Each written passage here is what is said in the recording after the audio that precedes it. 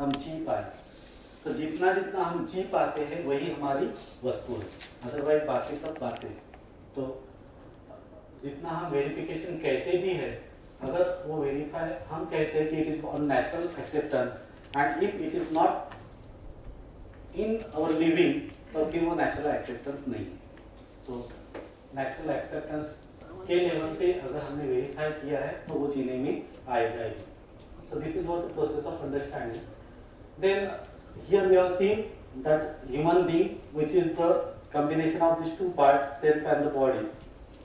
Body के लिए हमने देखा कि पोषण संरक्षण संवर्धन के अर्थ में है, पोषण संरक्षण संरक्षण के अर्थ में है, और जो सेल्फ है for that one we should go for the happiness.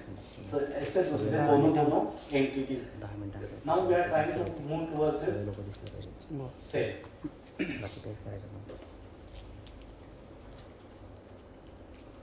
So we try to see what are the needs of these two entities, then we try to see what are the activities for this cell, and then we try to see what are the responses by these two entities.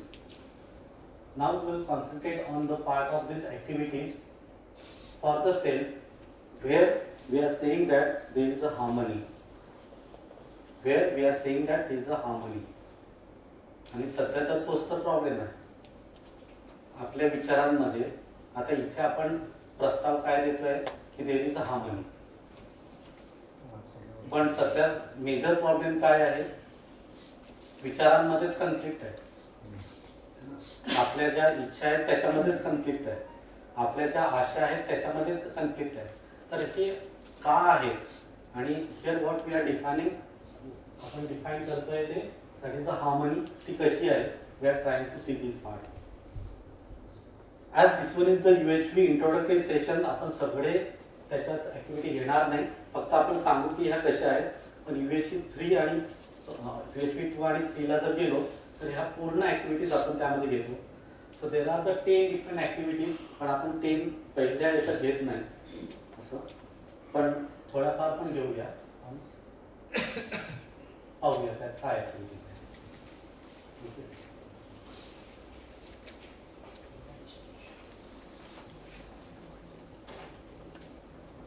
So there are the two different tools along with this human being. One is the freedom of imagination, and second is freedom of act. हर मानव के साथ ये दो tools है। मानव कुछ भी सोच सकता है, मानव कुछ भी कर सकता है। Freedom of action, freedom of imagination. अभी कुछ भी या है ना, we are taking the meaning of that freedom, that is what the स्वतंत्र।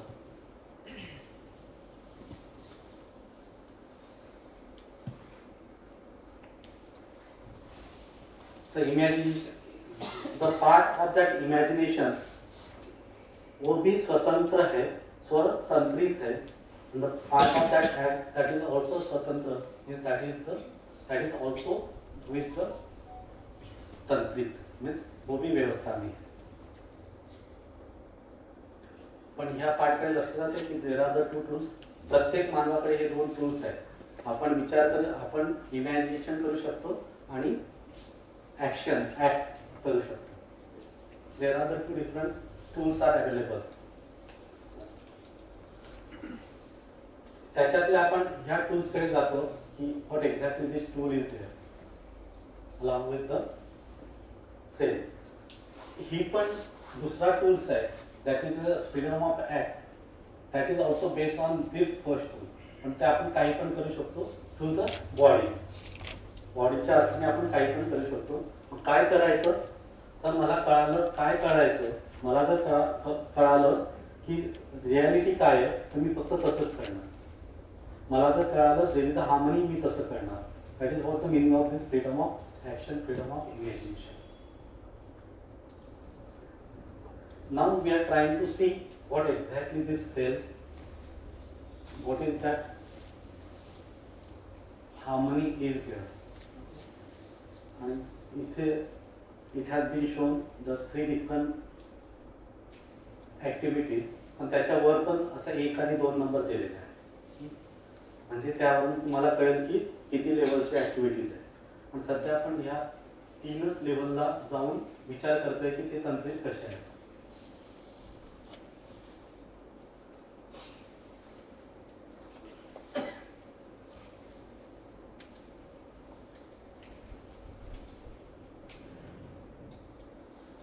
आशाच्या लेवलला which is connected along with your body, and then that arrow has been shown there how the 2 different, the self and the body is connected, how they are interacted along with each other. एकमेकांसोबत ती कशी interaction करतात, तर through the information. The information is getting passed from one towards the other. आणि तसं body, जसं सगळ्यांना मी म्हटलं की हात वर करा, समजा मी म्हटलं हात वर करा तर काय होईल? सगळ्यांना मी म्हटलं की हात वर करा असं म्हटलं तर सगळ्यांनी समजा हात वर केलं म्हणजे काय झालं? हू इज इन्स्ट्रक्टेड टू हूम? समजा आता मी म्हणतोय हात वर करा, प्रत्येकाने एक उजवा हात वर करा, करा सगळ्यांनी. हात खाली करा, काय ऍक्टिव्हिटी झाली?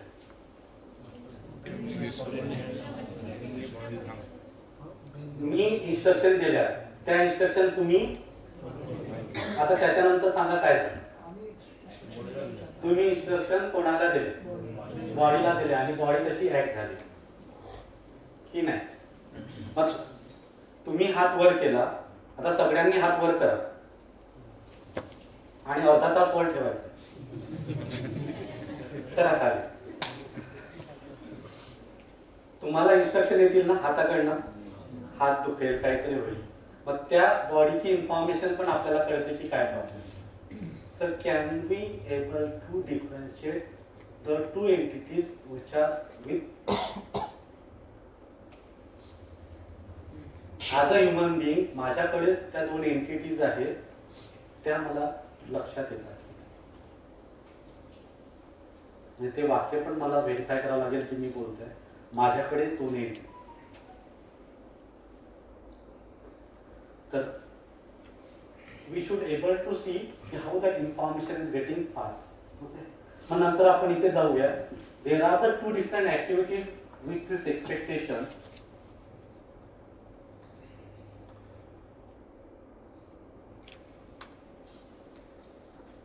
The 2 activities is आस्वादन आणि चयन.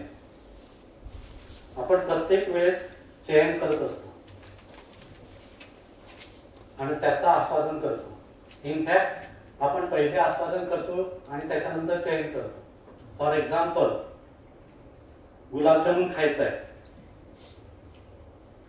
काय झालं? इमॅजिनेशन मध्ये काय झालं? आस्वादन केलं की नाही? गुलाबजामुनचं आस्वादन झालं की नाही? काय आलं तुमच्यामध्ये? गुलाबजामुन कडू आहे, तिखट आहे, कसा काय गोड आहे? आणि आता म्हणताय यार सर विनाकारणच असं म्हणताय. मी रस्त्याने जाताना साईडला दुकानामध्ये, आणि कोणत्या दुकानात घेणार? समजा पेढा, मलकरला थोडा पेढा नाही, ती कचोरी पण ना, कोणती शर्मा, इथे ते महाराजची ना, महाराजची आहे, शर्माची आहे, असं काही. समजा मी म्हटलं कचोरीच खायची आहे, कशी काय शर्माची आठवली, कशी काय महाराजची आठवली? कोणी चयन केलं? कोणाला आस्वादन मिळालं? कुठे ती ऍक्टिव्हिटी झाली? Are you able to see that these are my activities, this is activities within, and that activities are going on, I am doing it. So that activities to whom we are calling, these are the expectations, and through this expectation there are the 2 different activities. The आस्वादनच्या बेसवर मी चयन करतो. समजा मी गुलाबजामुन म्हटलं, तुम्हाला आस्वादन तो होईल, पण मग तुम्ही चयन पण करणार घ्यायचं की नाही. जाऊ द्या उद्या पाहू आज संध्याकाळी घेतलं तर मग ते सर आठवतील, मग सरांसाठी पण घ्यावं लागेल, त्याच्यापेक्षा मग 3 दिवसांनी घेऊ. तर वेगवेगळ्या त्या गोष्टी होतील. So this are the 2 different entities are there for this imagination. बरं, आस्वादनला काय बेस आहे? परत आस्वादनला परत तुमचा तुलना करत राहता तुम्ही.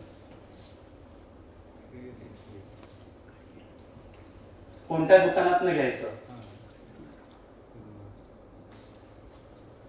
याची चव चांगली, महाराजची चव चांगली की शर्माची चव चांगली? मागच्या वेळेस तर शर्माकडे गेलो होतो, पण आता यावेळेस महाराजकडे जाऊ. So always we are having that comparison. That comparison is based on the taste, प्रिय, or it is healthy or not, or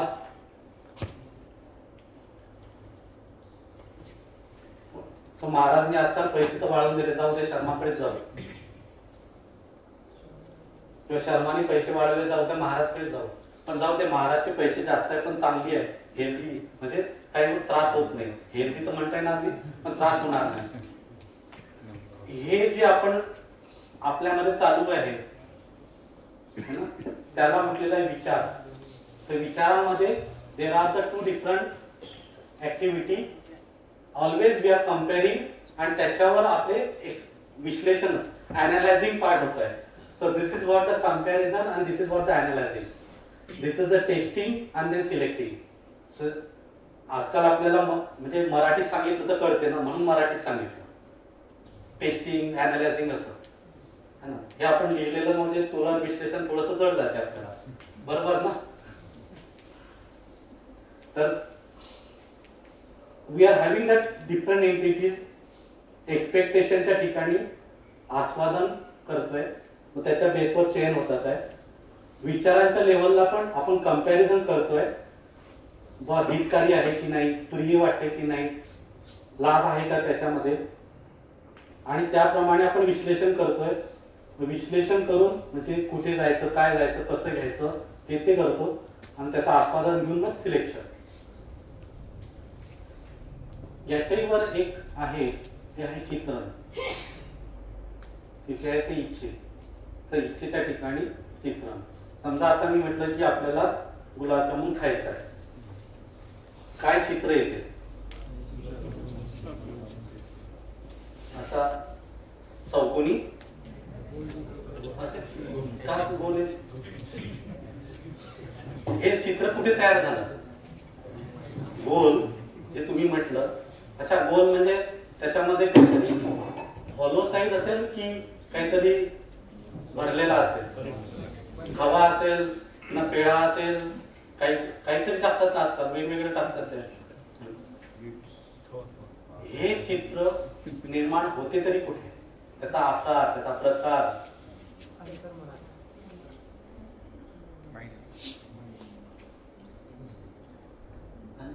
त्या क्रियेला, त्या ऍक्टिव्हिटीला इथे नाव दिलं इच्छा. त्या इच्छेच्या ठिकाणी 2 ऍक्टिव्हिटीज आहेत, त्यातला आपण एक म्हटलेलं आहे इथे चित्र. तिथे चित्र तयार होते. तर ते फिजिकल रूपाने जे चित्र तयार होते त्याला चित्रण म्हटलेलं आहे. आणि जे भाव रूपाने होते तो एक नेक्स्ट पार्ट आहे, पण तो आपण जात नाही. तर ह्या ज्या क्रिया आहेत या सगळ्या क्रियांना इथे इमॅजिनेशन म्हटलेलं आहे. तर इमॅजिनेशनच्या ज्या क्रिया, इच्छा, विचार, आशा मिळून जे काही होते ते आहे इमॅजिनेशन. तर मला इमॅजिनेशन होते म्हणजे मला चित्र पण होते, माझं कंपॅरिझन पण होते, नंतर मी विश्लेषण करतोय कुठे का करायचंय, नंतर मला आस्वादन पण होते, आणि त्या आस्वादन नंतर मी चयन करतोय किंवा हे करू ते करू, किंवा नाही करायचं किंवा करायचं. नाही करायचा हाही सिलेक्शन, म्हणजे हे चयन, करायचं ही म्हणजे तो माझा निर्णय जो होतो तो एक प्रकारचा निर्णय मी इथे घेतो. तर एक प्रकारचा निर्णय मी इथे घेतो, एक प्रकारचा निर्णय इथे घेतो, एक प्रकारचा निर्णय इथे घेतो. माझे निष्कर्ष निघतात, ते निर्णय घेतो आणि मी ते काम करतो. आणि याला सर्वांना म्हटलेलं आहे इमॅजिनेशन. त्याला इनपुट्स आलेले आहे. तुम्ही रस्त्याने चालले आहे आणि तो महाराजचं दुकान आलाय, तर त्याचे किती चार्जेस आहे? उभा राहतो का? दुकान झालं ना, तुम्ही त्याच्या दुकानासमोर गेले आणि ते दिसला, ती कचोरी दिसली आणि नंतर मग तुम्ही जे काही करणार तर तो ह्या बाहेरनं दबाव आलाय तुम्हाला खायचं नाही खायचं तरी काही नाही, पण जे दिसलं त्याच्यानंतर ते तुम्ही जे काही कराल तो हा बाहेरचा दबाव. दुसरा तर तुम्हाला इकडनं एक येतो असा किंवा महाराजचीच कचोरी चांगली आहे, दुसरा कोणीच देत नाही. जसं इथे जानेमानचाच पेढा चांगला आहे, तर तो मोताळा मानकर म्हणून एक आहे, त्यांचा पण पेढा खूप छान आहे आजकाल. तो त्यांचा जे मोताळ्याचा आहे का कोणी? मानकरचं दुकान माहित आहे, चांगला आहे ना तो आता की नाही? उद्या आणू नका बरं.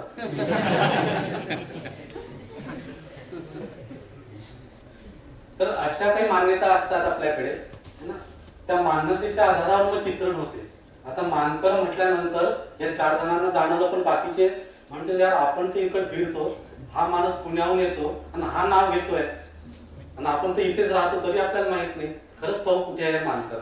बस स्टँडच्या समोर आहे दुकान.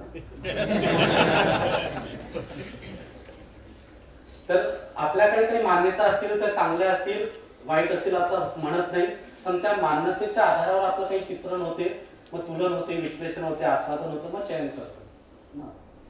एक पार्ट आहे नॅचरल ऍक्सेप्टन्सच्या आधारावर,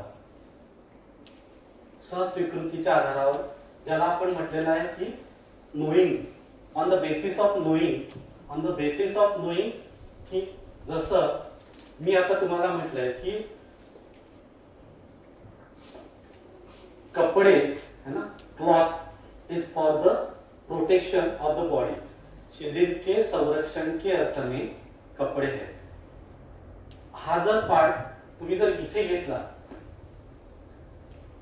प्री कंडिशनिंग की व्हेरीफाय नाही केला, काय नाही सर म्हणता म्हणून ठीक आहे, तर तो काही दिवस चालेल, पण इकडनं पाहिल्यानंतर ते म्हणजे जाऊ द्या सर काही बोलून गेले, आपलं चालू आहे. पण जर इथे तुम्ही तो आणला, तो पार्ट जर इथे आणला की the cloth is there for the protection of the body, शरीर के संरक्षण के अर्थ में है, मग त्याच्यावर तुम्ही व्हेरीफाय करायला लागाल की खरंच असं आहे की नाही. मग तुम्ही विचार करायला लागाल की क्लॉथ आणि संरक्षण, जर शरीराचं संरक्षण तर खरंच जे कपडे मी घालतो त्यांनी शरीराचं संरक्षण होते की शरीराला त्रास होतो. द पॉलिस्टर कपडे, ते जे टेरिकॉट कपडे हे घालून खरंच शरीराचं माझं संरक्षण होते की काय होते?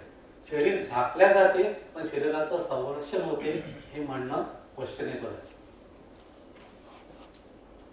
मग माझं लक्ष तिथेही जाईल, मग मी कोणत्या प्रकारचे कपडे घालायला पाहिजे की माझ्या शरीराच्या सेल्सला त्याचा फायदा आहे किंवा त्याचं तो नर्चरिंग होईल. मग तिथपर्यंत जाईल आणि मग त्याच्याही सोबत जाईल की मला आता किती कपड्यांची गरज आहे. कारण एक कपडा बनवण्यासाठी समजा तुम्ही पॉलिस्टरचाही कपडा करत असाल, एक पॉलिस्टरचा कपडा घेणं, ते टेरिकॉटचा कपडा घेणं, त्याच्या एक तो कपडा बनवण्यासाठी किती पाणी लागते हे तुम्हाला माहित आहे का?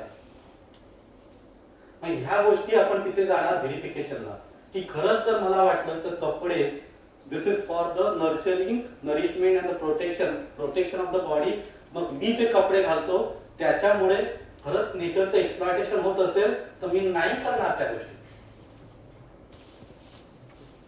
किंवा आता सध्या माझ्याकडे जे आहे तेवढं मी वापरणार, पण त्याच्यानंतर मी तसं नाही घेणार, कारण आताचे ते फेकून देण्यात अर्थ नाही. आता मी केलेलं आहे ते ठीक आहे, पण याच्यानंतर तरी मी त्याचा साथ नाही देणार. कारण एक टेरिकॉटचा कपडा किंवा नायलॉनचा कपडा करण्यासाठी लाखो लिटर पाणी वेस्ट जातं, त्याची प्रोसेस आहे. एखाद्या वेळेस युट्यूबला जाऊन पाहते काय प्रोसेस आहे. मग एक सेंटेन्स व्हेरीफाय करण्यासाठी मला ते मल्टिपल पाहावं लागेल आणि त्याच्यानंतर बेसिस ऑन दॅट वन ते नॅचरल ऍक्सेप्टन्स होईल. मग तसं चित्रण माझं होईल, तसं चित्रण होईल, मग माझे तसे कपडे राहतील. मग किती कपडे ते डिफाईन होईल, कसे कपडे ते डिफाईन होईल. मग म्हणजे 5 कपडे 7 कपडे काय, ही जी आवश्यकता म्हणालो ना, ती आवश्यकता मग इथे डिफाईन होते. घर पण, तर घर बांधायचं म्हणजे काय, ते सिमेंट झालं, ती माती झाली, ती विटा झालं, त्याचं पण मी चेक करणार की त्याच्यापासून नेचरचं म्हणजे एक्सप्लॉयटेशन होते की नरिश करतोय, नर्चर करतोय. मग माझी जेवढी आवश्यकता तिथपर्यंत जाणार. फॉर एक्झाम्पल, जर मला लाकूड लागत असेल, मला जर घराला लाकूड लागत असेल आणि ते जर 2 झाडांचं असेल तर मी पहिले 5 झाडं लावणार, म्हणजे मग ते त्याचं संवर्धन होईल तसं मी पाहणार. तर ह्या what is the statement here we are putting up, I always say that to go for the verification. म्हणजे काय व्हेरिफिकेशन म्हणजे काय, तर इथे आपल्याला व्हेरीफाय करावं लागेल ज्या ज्या गोष्टी मी करणार आहे त्याच्यापासून एक्सप्लॉयटेशन होईल की नाही, आणि त्यापासून जर एक्सप्लॉयटेशन होत असेल तर शोषण करने वाले का शुष्क होना अनिवार्य है. जर आपल्याकडनं जर शोषण होत असेल तर आपलं शोषण होणं अनिवार्य आहे. मग रडायचं नाही किंवा हे माझंच का असं होते, माझंच का, तर रडण्यात काही अर्थ नाही.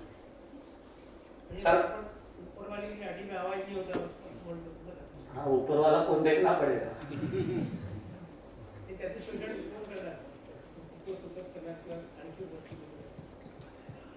जिसके पास है वो बांटेगा. ऊपर वाला म्हणजे तो बिचारा शोषण वाटत होत असेल म्हणून तो करत आहे. आणखी असं होतं की गुलाबजामुन बोल असते हे आपलं ब्रेन ही मेमरी स्टोअर करतो बॉडीमध्ये की आपल्या सेल्फची पण मेमरी वेगळी असते. इथे प्रपोजल आहे, जर हे ब्रेन मध्ये असतं तर मी सांगितलं होतं ना, शरीर शांत झाल्यावर ब्रेन आहे. आजकाल तुम्ही आयसी मध्ये त्याला जिवंत ठेवू शकता. तुम्ही पाहिल्या नाही केसेस की काही डॉक्टर लोक, म्हणजे डॉक्टरांची माफी मागून काही डॉक्टर लोक असं करतात की गेल्यानंतरही त्याला आयसी मध्ये ते पल्सेस देतात आणि बाहेरून, कारण आयसी मध्ये आपल्याला तर अलाउड नसते, बाहेरून दाखवतात का आहे वा आहे, आणि 1-2 दिवसानंतर त्याला सांगतात की आता काही होऊ शकत नाही. पण डॉक्टरांची माफी मागून ना काही डॉक्टर असं करू शकतात, करत आहेत की माहिती. हो, आपण बॉडीचाच वेगळे. म्हणून तर चित्रण हे कुठे होते, सेल्फ मध्ये. म्हणजे त्या गुलाबजामुनचं चित्रण ते इथे आहे आणि त्याचे सिग्नल हे ब्रेन थ्रू आपल्याला मिळतात. हा, ते सांगितलं की प्रत्येकाचे सिग्नल्स आपल्याला ब्रेन थ्रू मिळतात. जसं आता मी हात वर करतोय, हा हात वर करा असं जर म्हणतोय तर मी ब्रेन थ्रू इथे सिग्नल दिले आहे. आपल्याकडे 2 आहेत, क्रियावाही आणि ज्ञानवाही तंत्र आहे, 2 असतात. ते सिग्नल्स इथे दिल्या जातात आणि मग मी सांगितलं हळूहळू हात वर कर, सांगितलं जोरात कर, हात फिरून, हे मीच मला इन्स्ट्रक्शन देतोय थ्रू ब्रेन आणि मी ते करतो. आणि मी करत असताना अरे इथे हात दुखला, मग हे काय, इथून मला इन्स्ट्रक्शन आल्या, ह्या इन्स्ट्रक्शन ब्रेन थ्रू मला आल्या. मग मला कळालं की अरे ठीक आहे बघ, तुमच्यासाठी नाही करत, आता हात दुखतो, मग बसेल शांत.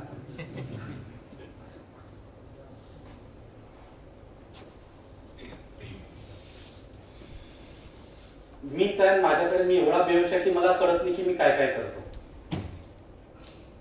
म्हणून तर सांगितलं की आपण नेहमी याच्यामध्ये आहे आणि हे आपण ऍक्सेप्ट नाही करत.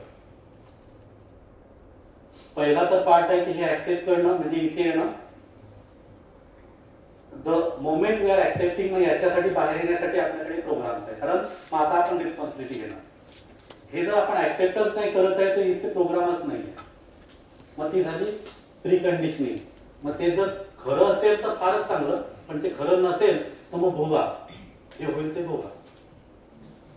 आणि मग भोगून आपण दुसऱ्याला त्रास देतो, म्हणजे त्रास देतो किंवा दुसऱ्याला नाव देतो. पण ते स्वतःला मी रिस्पॉन्सिबल आहे तिथपर्यंत लक्ष जात नाही. तर असे ह्या 3 पॉइंट आहेत. एक संवेदना आपल्याकडे 5 प्रकारचे आहे ना, शब्द स्पर्श रूप रस गंध.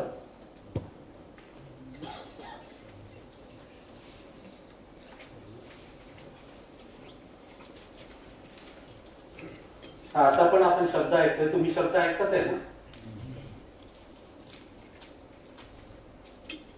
शब्द ऐकत असताना तुम्ही त्याचं चयन करतात आहे, तुम्हाला बरं वाटतंय म्हणून तुम्ही इकडे वर पण आणतात आहे, विचार पण करतात आहे आणि त्याचा ऑब्झर्व करताय की तुमच्या प्री कंडिशनिंग वर ते मॅच होते की नाही, है ना? प्री कंडिशनिंगला मॅच झालं तर तुम्ही ऐकतात आहे, नाही झालं तर म्हणता यार माणूस थोडाफार बरा बोलतोय, इकडे पण जाऊया, व्हेरीफाय करूया.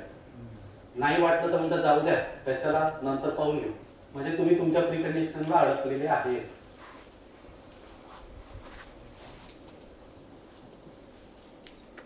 एवढ्याच गोष्टी आपल्याला होतात आहे. एक तर तुम्ही ओपन अप झाला आहे व्हेरिफिकेशन साठी, नाही तर प्री कंडिशनिंगला अडकलेली आहे.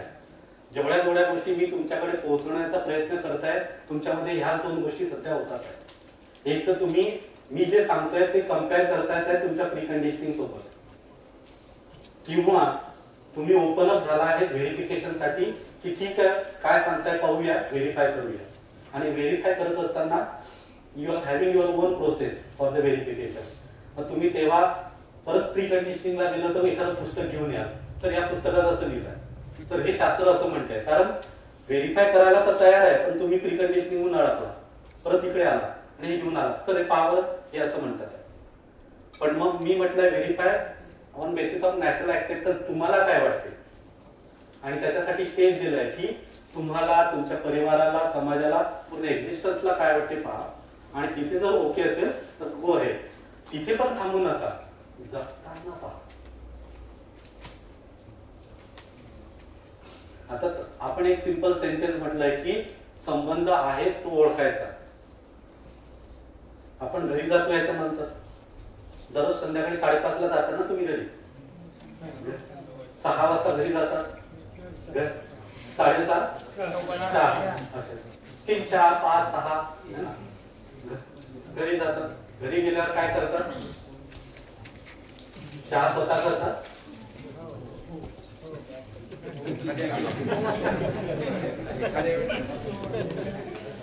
बरं, चहा स्वतःसाठी करतात, सगळ्या सर्वांसाठी?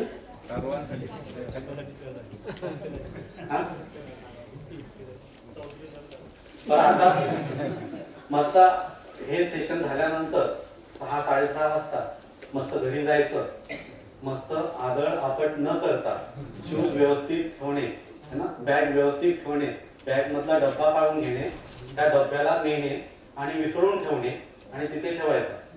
धुतला नाही तरी चालेल, विसळून ठेवायचा. आणि मग बायकोला ज्या आवाजात म्हणतात तिला मस्त, किंवा नवऱ्याला मस्त म्हणायचं की तुम्हाला पाणी आणू का, आणि पाणी नेऊन द्यायचं.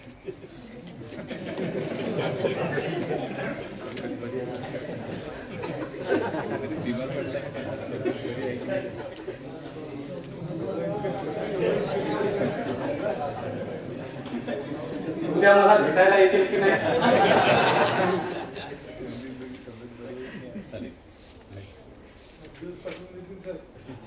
एका दिवसात एवढा इफेक्ट झाला तर आम्हाला महिनाभर पाठवून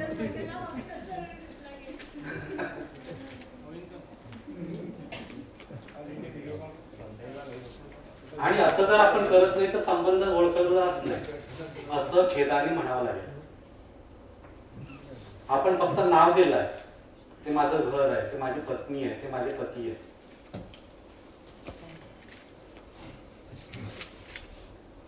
आणि हा तर घरातलं, आपण अजून बाहेर गेलोच नाही, समाजामध्ये गेलोच नाही.